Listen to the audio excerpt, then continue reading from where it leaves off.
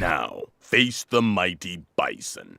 Welcome back to the channel, everyone. Today we're going to take a look at some Bob gameplay, notorious Bob gameplay. This gameplay right here is the reason why a lot of people are currently dooming or afraid of Bob showing up in Tekken 8, because his kit is very well rounded. He kind of has no weaknesses. Tekken 8 is kind of struggling with that already, where they're buffing every character weakness every time they add a new move. But Bob was kind of doing this at the start of the day, and when he first showed up in Tekken 6, he was a monster.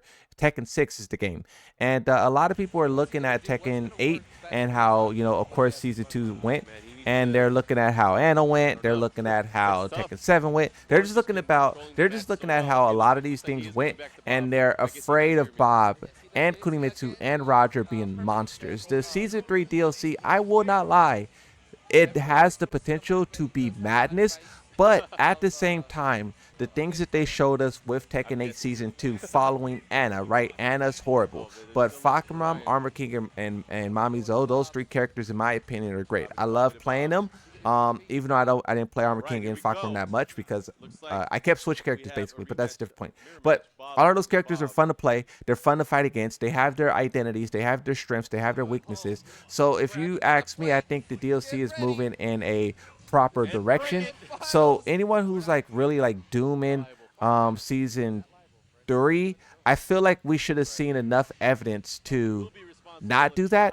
But I mean, if you're gonna doom, you're gonna doom. We'll see what they do in season 3, right? But this gameplay that you're seeing right here, Bob versus Bob Grand Finals Tekken 6 2011, a lot of people are saying this is why Bob is going to be strong in Tekken 8. It's crazy that people are using something that happened 15 years ago as justification for what's going to happen now, but that's the current conversation. I was told that Maximilian brought this matchup, Main Man, other people brought it up, and I'm like, ain't no way, bro. The concept of like bringing up something that happened from 15 years ago, and like, it's just wild to me. But I mean, Bob is, look, okay, something I also should say as well, I like Bob. He was Slim Bob was a character I played a lot in Tekken Tag Tournament 2, a whole lot. Bob, I like him by default, but Slim Bob is the real character that I like. But I played a lot of Bob, so maybe I'm super biased against this character, and that's why I don't see it to be some kind of crazy issue. That's crazy. He had the Hell Sweep even in Tekken 6. I thought that was like a Tekken 7 edition, but no, it was always there. They refer to Bob as like a fat Bob, like Fat Mishima. That's what he is. He's like a fat Mishima. He has a Hell Sweep. He has the CD2, CD1, CD1 plus 2, which was wall bounce in Tekken 7. He also got a CD, I think it's a CD2 electric in Tekken 7. His CD1 is like the short Yukin.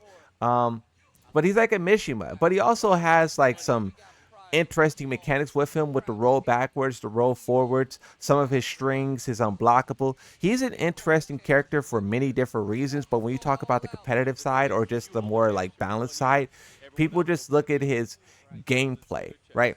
Wavu Wavu mix up, Wavu Wavu grab. And then he has great poke moves, like you're seeing a lot of poking right now. And then he also has great counter hit tools. In Tekken 7, this was highlighted a lot, where you see like Ulsan use, I think it's back 3 or back 4, I can't remember, but it was a very good counter hit launch. And when you talk about Tekken 8, how long combos are, how a lot of counter hit tools don't exist anymore. Poking is, if your character has like strong pokes, you could really just like keep that pressure in a very safe fashion.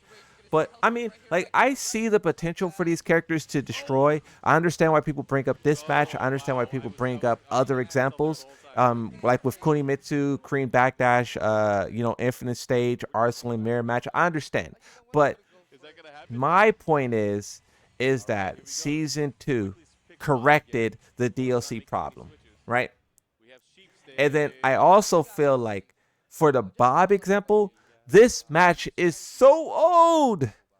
This thing happened a long time ago. We had 3 full games since then. 2 full games. And it's like, this stage is beautiful. Look at the sheeps. I love that. But it's like, how do we still like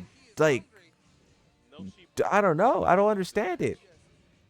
I think Bob is really cool. I think his gameplay is really interesting. I hope that Tekken 8 can capture his gameplay because he has a very signature style, a very signature flow. And I hope that Tekken 8 doesn't ruin that one with a lot of like stance transitions because they could definitely do like some 1-2 strand, 1-2 into a stance, into CD mix-ups. They could go that route, but I hope they kind of give him like an Armor King treatment where maybe he has some stuff he could do, but he's really just like Armor King, just kind of cooking, right?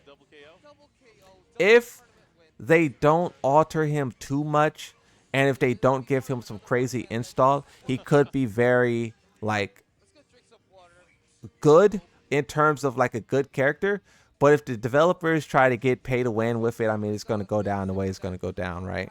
Um, I don't know. I think there's a reason that players are fearful, and you just have to continue to give them examples to support, to celebrate. Because maybe I'm easier to win over than others. Yeah, the trauma, right? Tekken players are literally traumatized right now.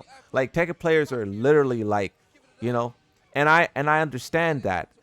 But I'm also trying to tell them when they're like sometimes they're just like doing too much, but also you know understanding that the developers did a whole lot more, right?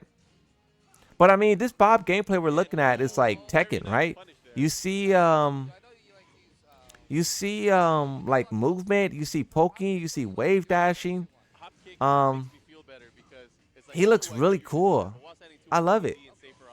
This is like fast, fluid.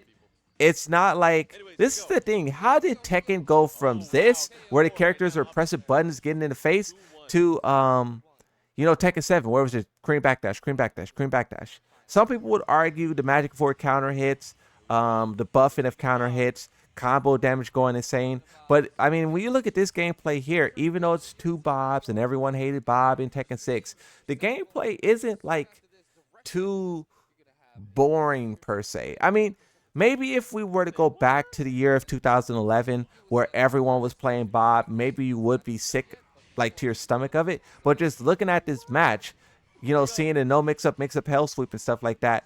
I mean, how could you be upset about that, It's amazing. I like it. I think I'm too biased against Bob. Okay, I'll admit. I think I'm too biased.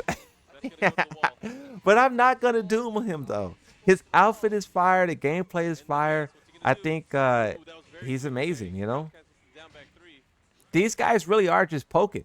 They're not really doing any like crazy combos or any like they're just playing Tekken. Look at the no mix up. Like that's fire, bro. They're just straight cooking. They're just straight cooking. Like this is real Tekken right here. Oh wait, he had the electric in Tekken 6. That was the electric. I thought that was the Tekken 7 edition. Maybe my memory's clouded, blurry or whatever. Yeah, this is fire. I can't wait. I think it will be more popular too in Tekken 8. I think it'll be more popular in Tekken 8. But that's it. That's this match. Thank you guys for watching. Thank you guys for listening. Like, subscribe, and bye-bye.